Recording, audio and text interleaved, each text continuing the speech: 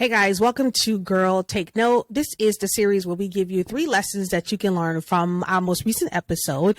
And our most recent episode was why women over 40 should not give up on love and marriage. And so the first lesson you can learn from this episode is that number 1, you have to be intentional about dating. You have to become an intentional dater. And in order to be an intentional dater, you have to know what you want. So take some time to write down what you truly want in a man and be realistic about those wants. You know what I mean? Be very realistic. Be honest with yourself about what you want, because some things are not negotiable. I know when I was dating, there were certain things that was non-negotiable for me. Marriage and children. That was non-negotiable. So be intentional. And I only dated people who was in that realm about those 2 things, because those are my non-negotiables.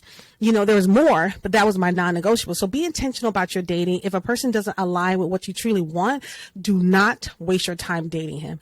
I don't care what he looked like, girl. I don't care what he got. If he's not aligned to what you want, do not date him. If you're serious about dating and finding the one for you, don't date him. Now, if you just want to keep him on the side and have fun with him, that's your choice. But don't date him and don't get serious about him.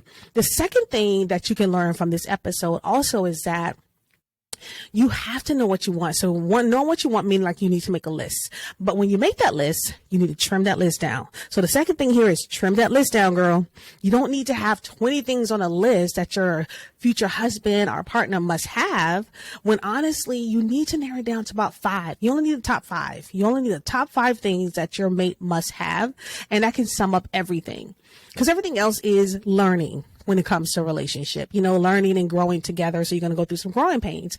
But I think that if you narrow it down to 5 things and make sure those things are like real true characteristics that you want this man to have, are either core values that you want this man to have, not just, oh, he has to be tall, dark skin, muscular build, like those kind of things that's not important. What's important is that, does he want children? What's important is, does he have a heart for God? Like those types of things that you truly want. Those are the main things that are important. So take time to trim your list down and just look it over and see where you can eliminate some things.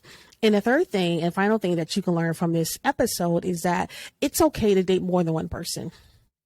And I know some women don't like to do that. And that's for them. But I know when I was dating, I dated more than one person.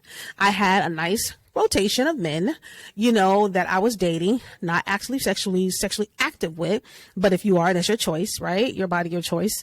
But just men that I was dating, and my husband just happened to be the one that proved and showed more than the others, and showed that he really wanted what I wanted and wanted to be with me, and that he valued me, and that he truly wanted me. And so that's what we mean by being able to date more than one person, because it allows you an opportunity to see who's truly for you, who's going to truly put in the work to get you. Because if you see them put in the work to be with you, then they'll put in the work to continue the relationship. They'll put in the work to fight for the marriage or fight for the relationship when you face hard times. So make sure you guys remember those things. Number 1, be intentional about your dating.